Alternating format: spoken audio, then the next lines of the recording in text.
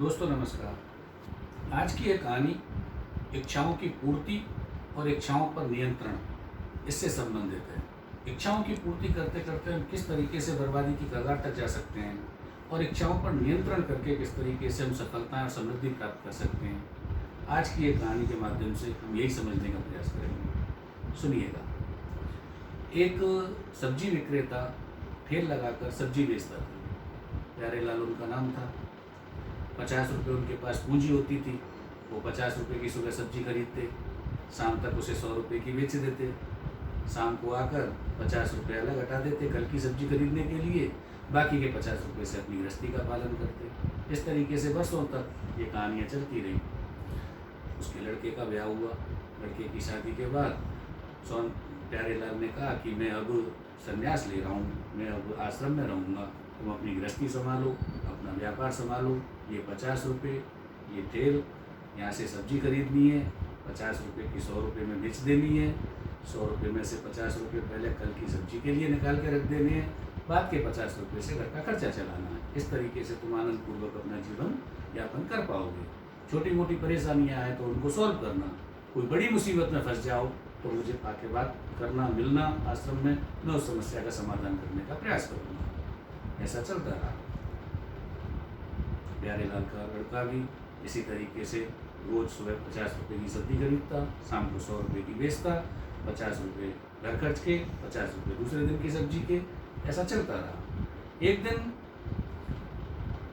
उनके लड़के का नाम सोहनलाल था। सोहनलाल की पत्नी ने कहा कि मुझे मिठाई खानी है। सामान्य बात थी। सोहनलाल ने 5 रुपये की मिठाई खरीदी, 50 रुपये घर के खर्च के निकाले, सुबह 45 रुपये की सब्जी खरीदी। वो 45 रुपये की सब्जी शाम को 90 रुपये की बिक गई। 90 रुपये में से 50 रुपये घर खर्च के निकाले, बचे 40 रुपये। 40 रुपये की दूसरे दिन सब्जी खरीदी, वो 80 रुपये की बिक गई। 80 रुपये में से 50 रुपये घर खर्च के निकाले, बचे 30 रुपये। दूसरे दिन 30 रुपये की सब्जी खरीदी, वो 60 रुपये की बिक गई। अब सोहनलाल परेशान हो गया। अगर मैंने आज ये 50 रुपये निकाले तो कल 10 ही बचेंगे। 10 की सब्जी खरीदूंगा, 20 की बिकेगी तो घर का खर्च भी नहीं चलेगा, हम तो बर्बाद हो जाएंगे। बहुत परेशान हो गया। उसे याद आया पिताजी ने कहा था कि बड़ी परेशानी में फंस जाओ तो मुझसे आके मिलना। पिताजी के पास पहुंचा। पिताजी ऐसा ऐसा हुआ है, बहुत परेशानी है, कल से हम तो खाने के भी लाले पड़ जाएंगे, कैसे करें। पिताजी ने कहा मैंने तुझे कहा था कि शाम को बिक्री करने के बाद पहले 50 रुपये कल की सब्जी के निकालना जो खरीदनी है, उसके बाद घर का खर्च चलाना। लेकिन तूने पहले खर्चे के पैसे निकाले, बाद में सब्जी खरीदी, इससे ये परेशानियां पैदा हुई। इच्छा अगर मान लो हुई थी मिठाई खाने की तो इच्छा बुरी बात नहीं है, लेकिन उसकी पूर्ति किन शर्तों पे कर सकते हैं ये देखना जरूरी है। कोई बात नहीं, ऐसा कर, घर पे जाके बोल कि कल वैभव लक्ष्मी माँ का व्रत है, सबको उपवास करना है, इससे सुख समृद्धि आएगी। ऐसा बोल के और सब कल का उपवास कर लो, परसों से देखना बहुत जल्दी समृद्धि आ जाएगी। उसने ऐसा ही किया। घर पे आकर कहा कि कल माँ लक्ष्मी जी का व्रत है, सबको उपवास करना है, किसी को कुछ खाना पीना नहीं है। दूसरे दिन सुबह मंडी जाकर 60 रुपये की सब्जी खरीदी, शाम को 120 रुपये की बिक गई। खर्चा 1 रुपया हुआ नहीं, क्योंकि पूरे दिन उपवास था, व्रत था, इच्छाओं पर नियंत्रण था। 120 रुपये में से 50 रुपये खर्चे के निकाल के 70 रुपये की अगले दिन सब्जी खरीदी, वो 140 रुपये की बिक गई। 140 रुपये में से 50 रुपये खर्चे के निकाल के 90 रुपये की सब्जी खरीदी, वो 180 की बिक गई। फिर 50 रुपये की सब्जी खरीदी, वो 50 रुपये खर्चे के निकाले, 130 रुपये की सब्जी खरीदी, वो 260 की बिक गई। इस तरीके से कुछ ही महीने में एकदम से प्रोग्रेस हो गई।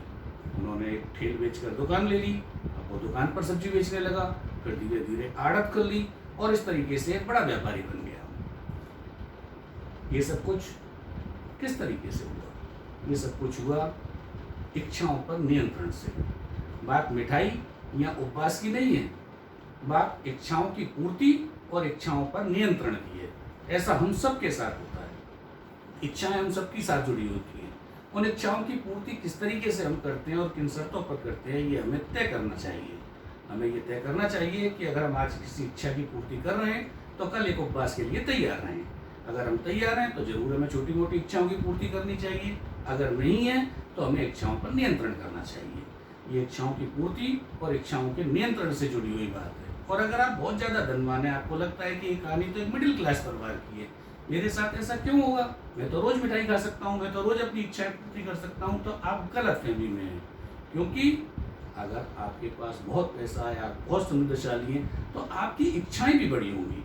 आपकी इच्छाएं हवाई जहाज की होंगी या उससे भी ऊपर की होंगी। फिर आप वहाँ से गिरेंगे तो संभलने का कोई मौका नहीं होगा। इसके लिए आज इच्छाओं पर नियंत्रण रखिए। मिठाई खा सकते हैं, कल उपवास करना हो तो आराम से खा सकते हैं।